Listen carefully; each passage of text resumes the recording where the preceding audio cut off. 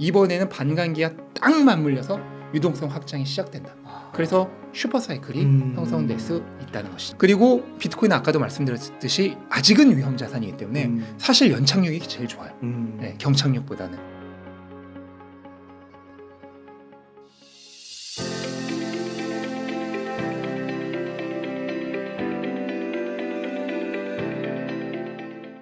저는 유튜브 채널 멘탈이 전부다를 통해서 투자에 대한 지식과 노하우를 전달드리고 있는 철영이라고 합니다. 네, 작가님 반갑습니다. 반갑습니다. 작가님 이번에 비트코인 네. 슈퍼사이클이라는 책을 쓰셨습니다. 네. 제목이 굉장히 매력적인데요. 네. 이 책에 대한 소개도 좀 네. 부탁드리겠습니다. 간단하게 설명드리자면 이 비트코인 가격에는 약간 법칙과 비슷한 비밀이 좀 숨겨져 있어요. 네. 우리가 한 2년 전 정도에 비트코인이 막 가격이 막 8천만 원 넘고 이렇게 1억 간다 이러다가 갑자기 폭락을 했잖아요. 근데 그때 다 사람들이 이제 비트코인 끝났다. 그랬는데 어느새 슬금슬금 또 가격이 올라오고 있어요. 맞아요. 근데 이 일이 지금만 일어난 게 아니고 그 4년 전에도 일어났고 그 4년에도 또 일어났습니다. 네. 그러니까 같은 일이 계속 반복되고 있는 거예요. 그런데 우연도 3번이면 필연이라고 하잖아요. 그렇죠. 근데 이미 3번 반복이 됐어요. 그래요. 네. 그리고 그렇다면 이제 필연이라는 얘기죠. 네. 그리고 이제 4번째 반복이 시작되려고 하고 있는 타이밍이에요. 네. 바로 그 가격의 비밀에 대해서 파헤친 책이 비트코인 슈퍼 사이클입니다. 뭐 이번 슈퍼사이클 잘 타면 돈 많이 벌 수 있는 거예요. 그거를 목적으로 해서 만들어진 책입니다. 그렇군요. 네. 아니 근데 이게 책이 그 네. 목차가요 너무 매력적인 것 같아요. 그럼 어디가 매력적인가요? 저기 보면은 뭐 우선 반감기 얘기가 네. 나오고 저희 이제 ETF 최근에 네. 큰 이슈 한번 그렇죠. 치르고요. 현물 ETF요? 네. 그다음 반감기 나오고 여기 보면은 비트코인 그 전설의 시작. 네. 그다음에 이제 그런 또 그 기술적인 측면에서 이동평균선에 대한 설명, 네, 네. 그리고 비트코인 가격의 거품과 바닥을 알려주는 MVRV 지표. 네. 조금만 더 읽어보겠습니다. 공급 충격, 수요 충격이 초래할 초유의 사태, 슈퍼사이클을 만들 게임 체인저, 네. SEC가 인정한 비트코인 날개를 달다. 여기 SEC는 미국 증권거래위원회. 증권위원회고 그 굉장히 권위 있는 기관인 거죠. 그럼요. 여기서 인정한 비트코인. 거기서 이제 현물 ETF를 승인을 해준 거죠. 그렇죠. 그리고 이 슈퍼사이클에서 비트코인 가격이 얼마까지 오를까? 그리고 패턴을 활용한 비트코인 가격 예측 모델. 그다음에 이것도 대단한 것 같아요. 이거 비트코인 언제까지 사도 될까? 근데 이게 반감기 전반전하고 후반전을 나누셔서 후반전에 또 언제까지 사도 될까? 그렇죠. 그다음에 4차 반감기 사이클에선 언제 사서 매도 시점 언제 팔아야 할까? 그렇죠. 와, 이거 진짜 매도 어려운데. 그다음에 어떻게 사서 어떻게 팔아야 할까? 그다음에 슈퍼사이클이 끝난 뒤에 앞으로 비트코인은 강남 아파트와 같아질 거. 아무튼 제목이 목차가 끝내주는 것 같아요. 그래서 이거 정말 호기심이 막 당기는데 차차 한번 질문을 또 드려보도록 하겠습니다. 그러면 이어서 질문을 한번 드려보면은 그 책의 제목이 슈퍼사이클인데요. 슈퍼가 붙었잖아요. 그렇죠. 그러면은 이전 비트코인 사이클과 좀 차이점이 있을 것 같은데 진짜 차이점이 있는 건가요? 그럼요. 일단 기본적으로 슈퍼사이클이라고 하는 것은 어떤 한 가지 사이클만으로 형성되는 게 아니라 대부분 2개나 3가지 사이클이 겹칠 때 우리가 흔히 슈퍼사이클이라고 해요. 예를 들어서 가장 유명한 것 중에 반도체 슈퍼사이클 있죠. 그건 뭐냐면 반도체의 호황기와 경기의 호황기 사이클이 겹칠 때 우리가 일반적으로 슈퍼사이클이라고 해요. 그러면은 이 비트코인의 슈퍼사이클이라고 하는 것은 뭐냐? 일단 기본적으로 비트코인의 그 1차적인 사이클은 비트코인의 반감기에 의해서 형성이 돼요. 이 반감기는 공급이 줄어드는 걸 얘기합니다. 비트코인은 4년마다 한 번씩 그 생산되는 물량, 채굴되는 물량이 절반으로 줄어들거든요. 그러면 수요가 동일하다는 전제하에 공급이 절반으로 줄어들면 당연히 가격은 상승하기가 쉽겠죠. 이 공급 충격으로 오는 사이클이 첫 번째로 비트코인의 반감기 사이클이에요. 근데 거기에 한 가지 요소가 더 있는데 그게 뭐냐면 바로 수요 충격입니다. 비트코인은 기본적으로 무슨 공업용이나 산업용으로 사용되는 그런 자산이 아니죠. 일반적으로 화폐 가치의 하락을 흡수하는 가치 저장의 역할을 하는 금과 비슷한 그런 역할을 하거든요. 그럼 이런 가치 저장의 역할을 하는 자산의 특징은 뭐냐면 화폐 가치와 정반대로 움직여요. 그러니까 화폐 가치가 떨어질 때 가격이 오르고 화폐 가치가 오를 때 가격이 내립니다. 그럼 얘는 언제 좋냐? 화폐 가치가 떨어질 때 네. 그때 화폐 가치 하락의 그 가치 저장 수단으로서 각광을 받는 거예요. 그러면 그런 시기가 언제냐고 하냐면 금리가 내려가면서 유동성이 확장되는 시기죠. 이때 수요가 증가해요. 예. 그런데 이번에 2024년 기준 약 3월에서 5월 정도의 금리가 인하될 것으로 생각이 되고 있습니다. 그러니까 그때부터 유동성 확장이 시작되는 거죠. 그럼 비트코인 반감기 공급 충격은 언제냐? 2024년 4월로 예상됩니다. 네. 그럼 기간이 완벽하게 딱 겹치는. 맞물리죠. 그러면 이런 생각을 할 수 있어요. 아니 과거에도 분명히 비트코인 반감기 전후해서 금리가 낮았던 것 같은데 그럼 그때도 이 슈퍼사이클이 아니었냐라고 생각하실 수 있는데 거기에 큰 차이점이 있습니다. 과거 반감기 때는 그 반감기 때마다 금리가 좀 낮았던 건 사실이에요. 또는 제로 금리였던 거. 근데 그때는 반감기가 시작하기 전부터 이미 제로 금리거나 그 시기에 이미 제로 금리였어요. 근데 이거는 사실 의미가 없어요. 진짜 좋은 거는 뭐냐면 고금리였다가 저금리로 이동할 때 돈이 풀리는 거예요. 변화할 네, 때. 변화할 때. 그 변화가 시작되는 게 중요한데 이번에는 반감기가 딱 맞물려서 유동성 확장이 시작된다. 그래서 공급 충격, 수요 충격 두 개가 합쳐지는 슈퍼사이클이 형성될 수 있다는 것이죠. 그러니까 과거 사이클에서는 금리적인 면이 약간 부족했던 거군요. 그렇죠. 네. 그렇군요. 그냥 비트코인 자체에 반감기 사이클만 있었던 거죠. 그렇게만 있었고, 네. 그래서 이 슈퍼가 붙었는데 그러면은 작가님이 보실 때 네. 올해요. 네, 올해 기대되는 거죠? 네, 맞습니다. 그러면은 뭐 그 투자 자산 중에는 주식도 있고 네. 채권도 있고 막 부동산도 있잖아요. 네, 그런 좀 전체적으로 봤을 때 네. 상대적으로도 비트코인이 좋다고 보시는 거예요? 그럼요. 네. 왜냐하면 2024년에 가장 큰 화두 중에 하나가 뭐냐면은 경기 침체냐 아니면은 연착륙이냐라는 문제예요. 그러니까 경착륙이냐 연착륙이냐 하는 문제인데 지금 그 미국의 중앙은행인 연준 같은 경우에는 올해 연착륙일 거라고 예상을 하고 있어요. 근데 시장은 그거보다는 조금 더 비관적으로 보고 있습니다. 네. 그래서 경기에 대한 불안감이 올해는 계속 있을 수 있다는 거죠. 그러면은 경기가 안 좋을 경우 어떤 문제가 생기냐면은 실물 자산들, 뭐 주식이나 부동산도 그렇고 이런 자산들은 경기가 안 좋을 때 실적이 급속도로 나빠지는 그런 성향이 있습니다. 특히 주식 같은 경우에는 경기가 안 좋으면 당장 기업들이 돈을 못 벌죠. 그럼 기업이 돈을 못 벌면은 기업의 PER이 하락하고 네. 평가 수준이 내려갑니다. 그러면서 주가가 하락하죠. 그래서 실제로 과거에 경기가 안 좋으면서 그 경기를 살리기 위해서 연준이 금리를 빠르게 내렸었거든요. 그때마다 주식 시장이 무너졌었어요. 이미 증거로서 있는 겁니다. 그런 위험이 있어요. 근데 이렇게 경기가 안 좋으면서 금리를 빠르게 내릴 때 좋은 자산이 있는데요. 그게 바로 상품 자산입니다. 상품 자산의 가장 대표가 뭘까요? 금. 그렇죠. 금이 우리가 경기 침체 때 좋다고 하잖아요. 그거는 실은 경기 침체 때 좋을 자산은 사실 없어요. 경기가 안 좋고 사람들이 쓸 돈이 없는데 좋을 게 어디 있어요. 네. 예. 그런데도 왜 금이 경기 침체 때 좋냐고 하냐면은 경기가 나빠지면은 연준이 그 중앙은행들이 어떻게 할까요? 돈을 풀어야죠. 금리를 빨리 낮추고 돈을 풀어요. 그럼 돈을 풀면 앞에서 제가 상품 자산들은 맞네요. 네, 유동성이 확장될 때, 화폐 가치가 하락할 때, 그러니까 금리가 내려가면서 돈이 풀릴 때 좋다고 했죠. 네.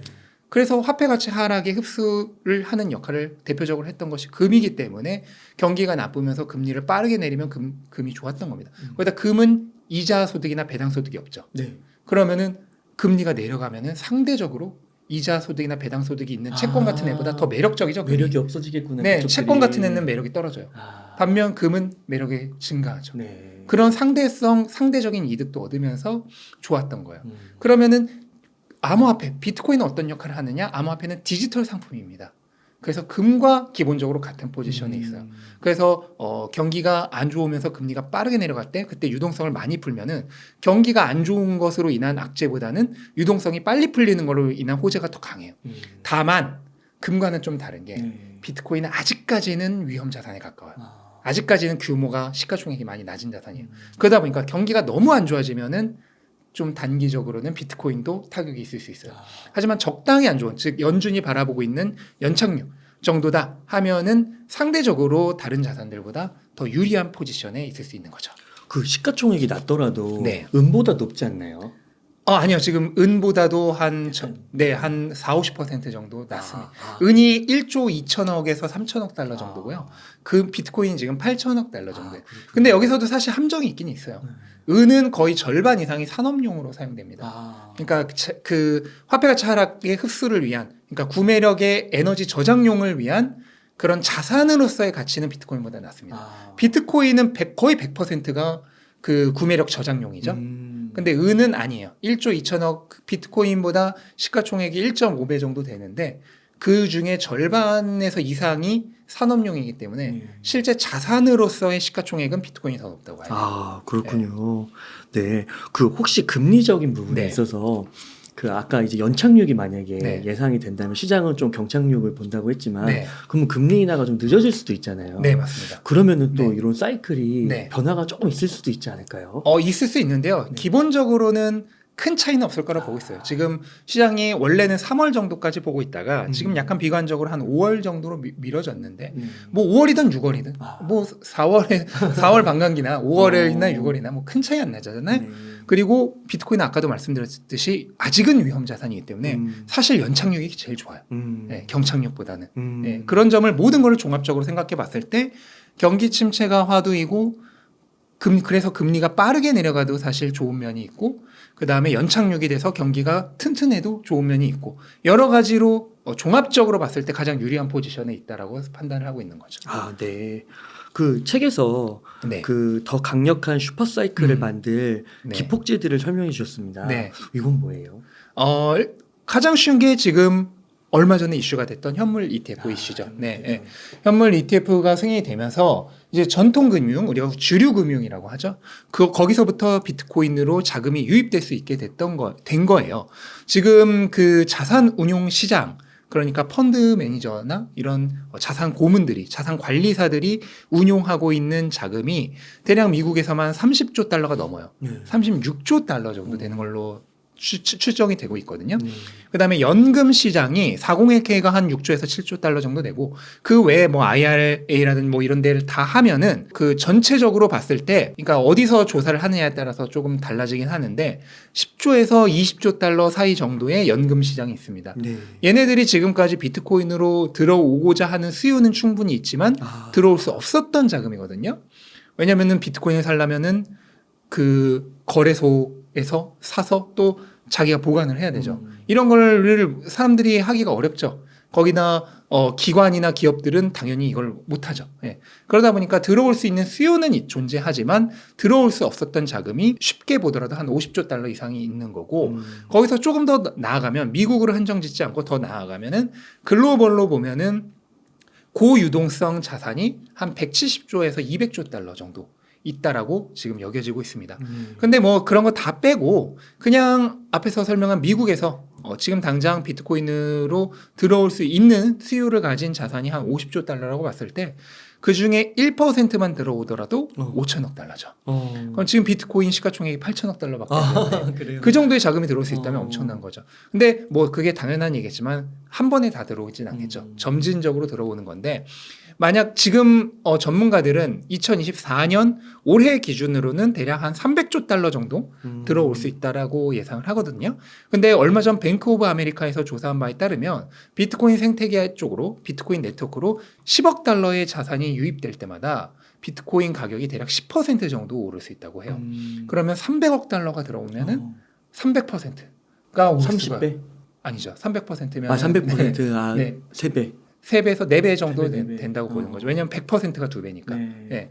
예, 그렇기 때문에 4배 정도 오를 수 있는 건데 네. 당연한 얘기지만 가격이 오를수록 들어오는 자금 대비 오르는 비율은 줄어들겠죠. 예. 근데 그걸 생각한다 하더라도 평균적으로 보더라도 4배에서 그 평균이 한 2배 정도는 충분히 그냥 현물 ETF 유입 효과만으로도 기대가 가능한 거죠. 앞에서 설명한 슈퍼사이클 빼고 예, 공급 충격, 수요 충격 이 슈퍼사이클을 차치하고서라도 그냥 단순히 이 현물 ETF 효과 하나만으로도 2024년 올해 내에 2배 정도의 가격 상승은 기대가 가능한 거죠. 와, 올해만 봤을 올해만으로도. 네. 이야, 대단하네요. 그러면 아까 네. 그 기관들이 네. 이 비트코인을 구매하지 못했던 거, 투자하지 못했던 이유가 네. 뭐 그 투자자 보호 측면이나 뭐 그런 것 때문이었나요? 과거에는? 여러 가지 이유가 있는데요. 네. 일단은 신뢰성과 안정성이 부족하죠. 예전에 지금 이제 그런 얘기가 싹 들어갔는데 한 2, 3년 전만 하더라도 비트코인 얘기를 하면 사람들이 가장 많이 했던 게 미국이 금지할 거다. 정부가 막. 네, 정부가 많거든. 근데 지금 이미 현물 ETF까지 승인을 해봤기 때문에 아. 일단 그 리스크는 거의 사라졌다고 보시면 되는 거죠. 그런 리스크가 존재하는 상태에서 펀드들이 비트코인을 구매하기가 어렵죠. 그 다음에 이 펀드들은 거래소에서 비트코인을 구매하지 않아요. 기본적으로 자신들이 가지고 있는 그 증권 계좌에서 구매를 하는 게 가장 편하죠. 네. 네. 근데 이제 ETF가 나옴으로써 그냥 증권 계좌에서 구매할 수가 있게 된 거죠. 네. 네. 기관이나 기업들은 암호화폐 거래소에서 비트코인을 구매한다는 것 자체가 굉장히 어렵습니다. 네. 그쪽에 계좌도 없을 뿐더러 그럼 계좌를 만들어서 본인들이 있는 증권 계좌 쪽에서 돈을 옮겨서 샀어. 그럼 그 사면 그거 어디서 보관할 거야? 거래소에서 보관하기는 위험하죠. 그래서 우리가 흔히 셀프 커스터디라고 하죠. 자기가 보관해야 되는데 그러면 예를 들어서 삼성전자가 비트코인을 샀어요. 그러면 그 비트코인 개인 지갑에 보관하면 그 암호화폐 지갑에 보관한다 그러면 그 암호화폐 지갑의 그 키는 누가 가지고 다닐 거야? 이재용 회장님이 그 메모지에 적어서 넣고 다닐 거예요? 아니잖아요. 그렇죠. 어마어마하게 복잡해요. 거기다가 법적인 문제도 있어요. 지금 한국에서는 기업이 사실상 암호화폐를 사서 보관하는 게 불가능하거든요. 그런 법적인 문제들도 존재를 해요. 근데 ETF가 생겨버리면은 그냥 기관, 펀드, 그 다음에 패밀리 오피스, 그 다음에 국부 펀드, 연금, 거기에 국가까지 그냥 손쉽게 미국 증권 시장에서 ETF로 비트코인을 사버릴 수 있는 거예요. 그렇군요. 네, 너무 쉬워지는 거죠. 네. 그래서 이제 이번에 SEC 이 비트코인 현물 ETF 통과된 게 진짜 기폭제군요. 그렇죠. 기관들의 큰 자금들이 들어올 수 있는 입구가 열린 거예요. 입구가 열렸는데 한 번에 들어오진 않는다는 거죠. 천천히 지속적으로 들어온다는 거죠. 네. 그리고 또 그런 기관들의 예측치를 봤을 때 유입량에 대한 예측치를 봤을 때 뭐 최대는 한 3-4배까지도 오를 수 있고 올해만으로. 그리고 보수적으로 봐도 한 2배는 오를 수 그렇죠. 있겠네요. 보수적으로도 현물 ETF 효과 하나만으로 2배. 네. 다른 거 차치하고. 물론 또 뭐 경기 침체가 심하게 온다면 뭐 그러면 당연히 영향이 있을 수 있겠죠. 있을 수 있지만, 야 그래도 되게 긍정적인데요. 어차피 경기 침체하면 다른 자산들도 망할 거 아니에요. 그렇죠. 다 같이 안 좋죠. 그러면 어차피 다 같이 망할 거 한번 걸어봐도 좋잖아요. 아 그렇군요.